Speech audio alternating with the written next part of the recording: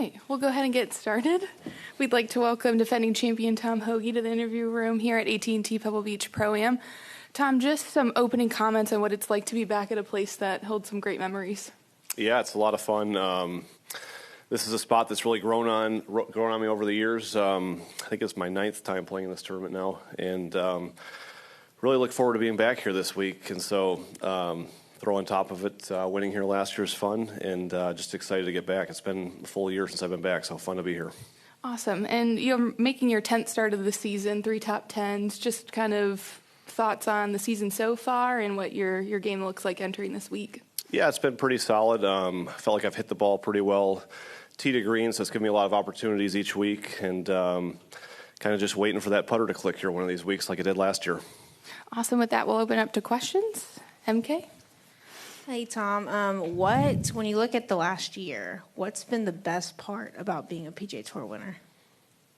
I guess for me, it would probably be the Masters, all the majors. That was the first time I played in all the majors, and get to do it again this year as well. So I'm really looking forward to that. You know, I think I really gained that sense of appreciation of how hard it is to get in the Masters and all the majors, just because it took me so long to get there. It was my 8th year on tour that took me to get there, so that made it that much sweeter to do so. But really just everything. It's a pretty good life we get out here.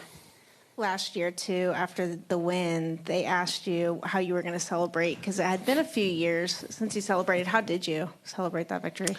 Nothing special. We flew down to Phoenix that night. My mom lives there, so we brought the trophy in through the front door. My grandma was there as well, and a little bit of late-night Taco Bell, like as all champions would do, and right out to the golf course on Monday the next day. Go to Doug Ferguson. I had a follow on Mary Kate's question there. If it took you that long to get to the Masters, and you get there by winning in February, and now it's April and you play, how badly did you want to get back? And was there even, let's call it more pressure or desire to get back after you've done it once with no guarantee?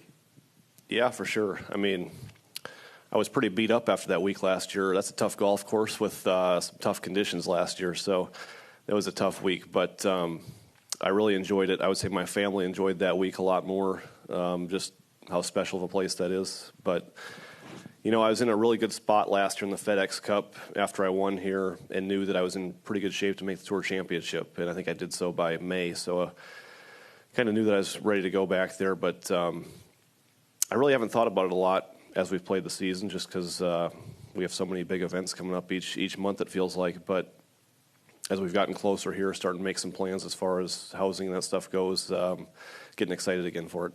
When you, I don't know what your FedEx Cup rank. I'm going to think it's around 13 or 14, and your world ranking is somewhere around 28, 30. Do you know this stuff, Tom? You're in the right ballpark. I look periodically, but yep. Is that? What do you think about that? Is it?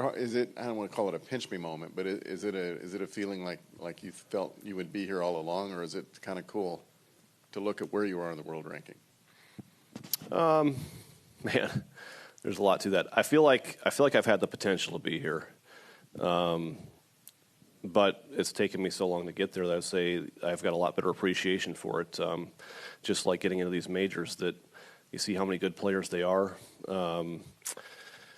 And, you know, I went through kind of some of these discussions with the LIV stuff last year, trying to make a decision there. And it's one of those realizations that when you look at the world rankings, I mean, you've got, I don't know where the cutoff would be, you've got 15, 20, 25 guys that are always going to be the top 25 guys, I would say. And the rest of us are always just kind of fighting for that next spot in line. So not to say that I've peaked. I certainly hope that I can do more good things in this game, but I know that I've climbed that ladder pretty well, and now it's just trying to stay right there. Why did you go to LIV? The biggest thing for me is that I had won for the first time. You know, I was making the decision a few months afterwards, and there were so many tournaments I've wanted to play in for the first time. You know, tournaments that I grew up, you know, Tour Championship, Maui, those sort of tournaments. And when I went to bed at night, that I wasn't ready to give those up. Was the money hard to ignore? For sure. I mean, the reality of that we play is that if I trip walking off this stage and hurt my wrist or something, that I might never make a dollar again. And you've got insurance for that, but it still isn't the same as making it on the golf course. And you almost look at it more for your family, wife, and future kids, that you almost feel a bit obligated to look at that money and take it. But so, it was a hard decision to make, but I'm very happy with where I'm at. And then lastly on that note, because you won here last year, were you ever, I wouldn't say offered a chance, but was there an opportunity for you to go to the Saudi International last year? There was not. It's not something I've ever pursued. They didn't care about you if you won. I don't know if they ever really cared about me, to be honest with you. I know my place in the game, and I know that I'm not really moving the needle, so to speak. So certainly not a big draw there, but it's an interesting time for golf. I'm some of those deals that guys have signed, you question a little bit, just hearing the numbers that have been floated out there. But I guess it's raised the bar for all of us. Question in what way? Some of the valuations they come up with. I don't know, you just hear numbers floated for guys that I don't want to get too specific on, but question the formulas that they might have as far as who they're selecting and why, and I guess where their tour will be headed down the road. The number's too high or too low? Yeah, just not to compare numbers, but where I would stand, where they would stand, and I would say it wouldn't make sense using world rankings or some of those metrics, but I guess they're more inclined to want to pull in, a diverse pool of guys from all over the world. Was there a number that if they would have gotten to, you would have gone? I don't know if I ever got to that point. For me, I think there were some serious questions on the back end of the contracts as far as how do you be replaced down the line and that sort of stuff that would have certainly had to go to attorneys at that point and figure out all the contracts. But like I said, it never really got to that point for me. Tom Alter, PGA Tour. Tom, coming down the stretch, you really played well while Jordan was kind of backing up. What was it that clicked for you with the chance to win for the first time? I've always hated all the cliches and everything that guys have used in press conferences. And as I'm looking back, I mean, I hate that one shot at a time thing, but that really is what it was coming on the stretch. I mean, when I finished, we were sitting here, somebody mentioned that, the proximity to the hole and how close I'd hit it on every single hole coming on the stretch, and I really hadn't realized that at all until you're done. And to me, that was just how in the moment I was, kind of one shot at a time, and all the things that I've hate hearing from different people have tried to help you in different press conferences, but it really does play out. Back to Doug. Have you ever not gone one shot at a time? Have you ever had a chance? Yeah, for sure. I mean, where you thought about winning? I think as I've been near the lead more on Sundays, one of the biggest things you learn is almost how long that the round of golf feels like it takes. You get out and you make a few birdies early, and you feel like you're right there in the lead, and it just seems like it takes so long to play the rest of the day. And you're certainly looking ahead at what's to come, and not that it's a blessing for me, but I look at my start last year. I double bogeyed the fifth hole, bogeyed 8, and certainly felt like I had made too many mistakes at that point to win. So it was almost like the pressure was off a little bit. And I looked up at the leaderboard, and I was still kind of right in the mix. So kind of re-energized me to kind of get back into that. But that helps in a way that, then you're trying to manage it for the last 9, 10 holes for 2.5, 3 hours instead of the whole day for 5 to 6. Were you, if you go back to Sony, which was one of your really good early chances, I forgot what year that was, maybe 18, yep. What was that like? When you look back at that, was that one shot at a time, or were you? That was a long time ago. I'm getting old. That was even harder because I felt like I was near the lead all week long. Had the lead going into Sunday. Had the lead the whole day until the 16th hole. I made a double bogey. But Wasn't a terrible one either. yeah, I mean, bad break. But I would say looking back at that, I kept thinking, if I could make 2 birdies in the last 4 holes or whatever, get to a certain number, you're going to win this thing. And so, yeah, I would say I was certainly looking ahead at that point. So MK? I'm changing it up a little bit here, but being from TCU and seeing, going to the journey of the national championship and seeing what they were able to accomplish this past season, was that at all inspiring to you? A little bit. I mean, I feel like my career's kind of paralleled TCU a little bit, kind of being the underdog from North Dakota. And, TCU is such a small school that we kind of all embrace that little bit of a chip on our shoulder that we always have something to prove. So for sure, to go see them do well, more than anything, it was just something fun to keep an eye on and watch as the season progressed. Did anybody from TCU, after you won here and had the season that you had, did anybody reach out to you and say your game is inspiring them? Nothing specifically that I can think of. I think one of the coolest things throughout the year was all the pictures I got from friends and people all over the country that would travel here and see kind of the shadow box that's outside the tap room and some of that. So to kind of keep reliving that all throughout the year has been cool. Anything else for Tom? Microphone. Was it Minnesota? Everyone talks about it. I forgot what it's called. Which one? Pine to Palm? Amateur tournament, yep. Yeah. What's the big deal about that? Well, how much time do we have? As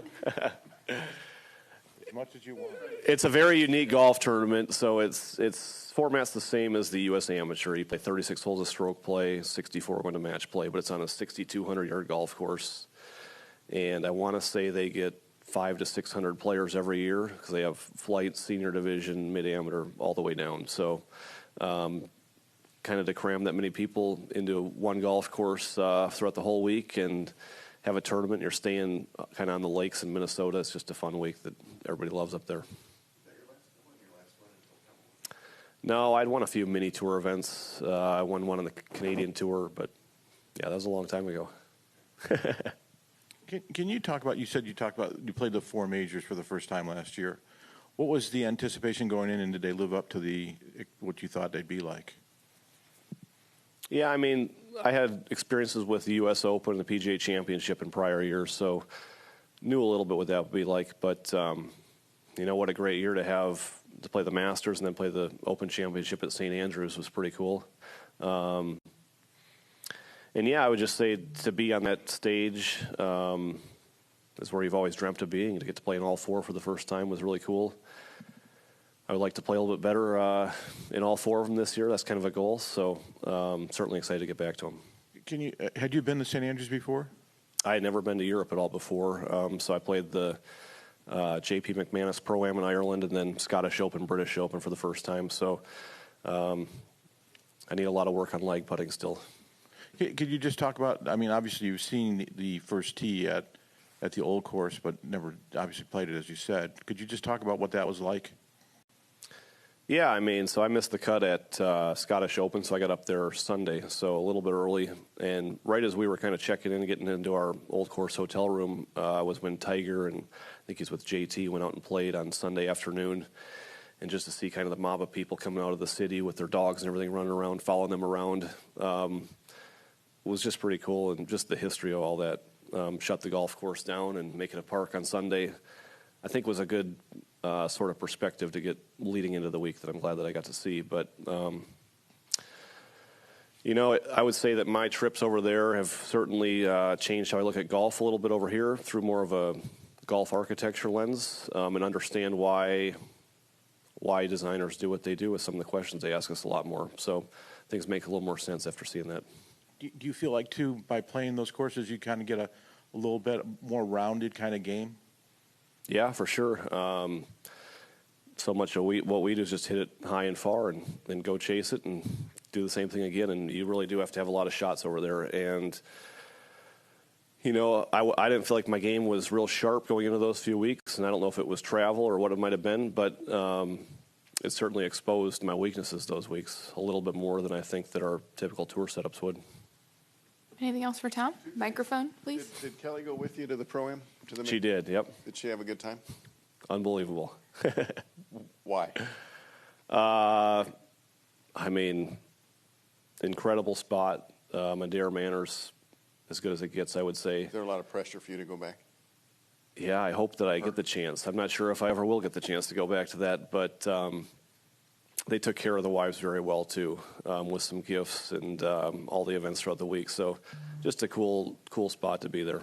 And lastly, as a kid in North Dakota, did you grow up calling it the British Open or the Open Championship? The British Open. Attaboy. Last. Yeah, one other thing, obviously you said it. You're not one of the top 25 in your head necessarily. You're the next group down or something like that. Can you talk about the money in regards to how much does that mean to you? Obviously, you turned down potentially generational wealth by not going to live. So how much does the money mean to you on a week-to-week basis out here? It's something that I would say I looked at a lot more early in my career.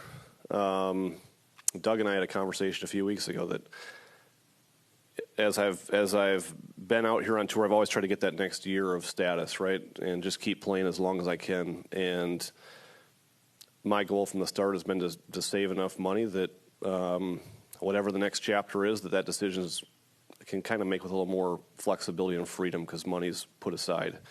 So, my 9th year on tour now, I feel like I wouldn't say I'm comfortable, but I'm happy with where things were and happy that if I had to walk away tomorrow, that money wouldn't be a driving force in any decisions that I have to make. But with that said, I guess my biggest takeaway from all the live discussion, stay with the tour, whatever, is that whether you're playing those 2 tours, the Corn Ferry Tour, wherever, if you show up and play well, you're going to be compensated well, even if that's on a Corn Ferry or a tour across the world. So show up each week ready to play, and things will take care of themselves. How long did it take you to figure that out? It was a couple-week discussion that was certainly distracting in the middle of last year, but I'm sorry, I meant how long did it take you to figure out the fact that if you actually play well, you'll take care of yourself? You've known that for a while. That's always the answer to every question out here on tour, I feel like, is play better. But certainly trying to take that to heart a little bit more and be a little more conscious of the decisions I would make and how they affect play on the golf course. All right, with that, appreciate the time, Tom. Good luck this week. Thank you.